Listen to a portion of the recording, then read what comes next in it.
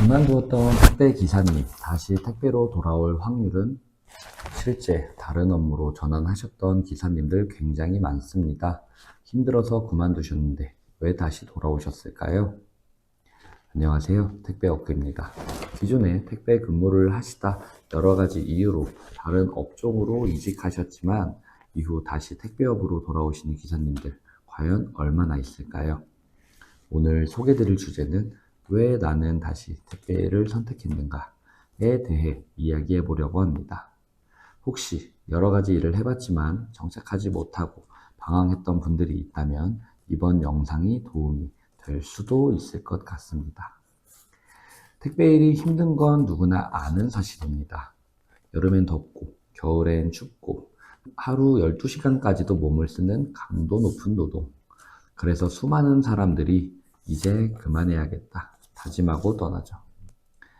신기하게도 다시 돌아오는 경우가 꽤 많습니다. 왜 그럴까요? 택배가 힘든 건 똑같은데 뭐가 달라진 걸까요? 택배 기사님들이 힘들어서 떠나는 이유는 다양합니다. 하루 12시간 정도까지도 일하는 강도 높은 노동, 체력적으로의 한계, 명절 시즌의 물량 폭발, 가족과 시간 보내기 어려움. 그래서 많은 분들이 이제 다른 일을 해보자 결심하고 떠나죠. 신기하게 과거에 근무를 하셨던 분들이 지원을 다시 하고 있습니다. 한두 분이 아닌 굉장히 많은 분들이 말이죠. 그럼 택배를 그만뒀다가 다시 돌아오는 이유에 대해 이야기해 보겠습니다. 다시 택배업으로 돌아오실 때 여러 가지 이유를 많이 들어왔습니다. 여기 첫 번째로는 택배업이 너무 힘들었다던 기사님은 다른 업종으로 이직 후 다른 일들도 쉽지 않다는 걸 크게 깨달았다고 합니다. 열심히 해도 생각만큼 급여가 나오지 않는 일이 많았습니다. 노력은 했지만 현실은 냉정하더라고요. 택배업은 힘들지만 움직인 만큼 돈을 번다. 그 말은 다른 일보다 수입이 높고 안정적인 거죠. 그리고 두 번째, 택배업처럼 혼자서 근무하는 일이 많지 않다는 걸 크게 깨달았다고 합니다.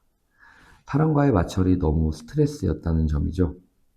어떤 일을 하든 사람들과 함께 일하다 보면 마찰이 생길 수밖에 없는데 이게 정말 큰 스트레스였습니다. 일이 힘든 것보다 정신적으로 지치는 게 더 힘들었어요. 택배업의 큰 장점 중 하나이기도 하죠.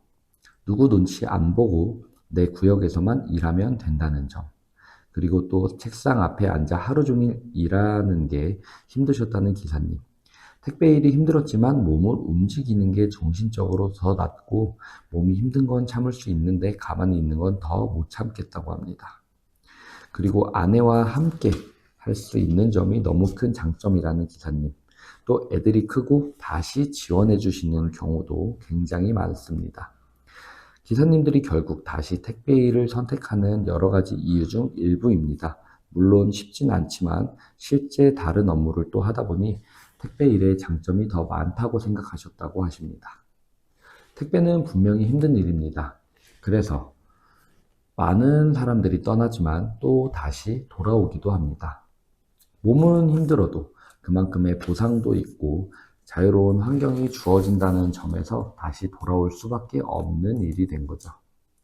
택배가 정답이라는 말씀이 아닙니다. 여러 가지 일을 해봤지만 고민하고 계신 분들이 있다면 자신에게 맞는 일을 찾는 게 가장 중요하다고 말씀드리고 싶습니다.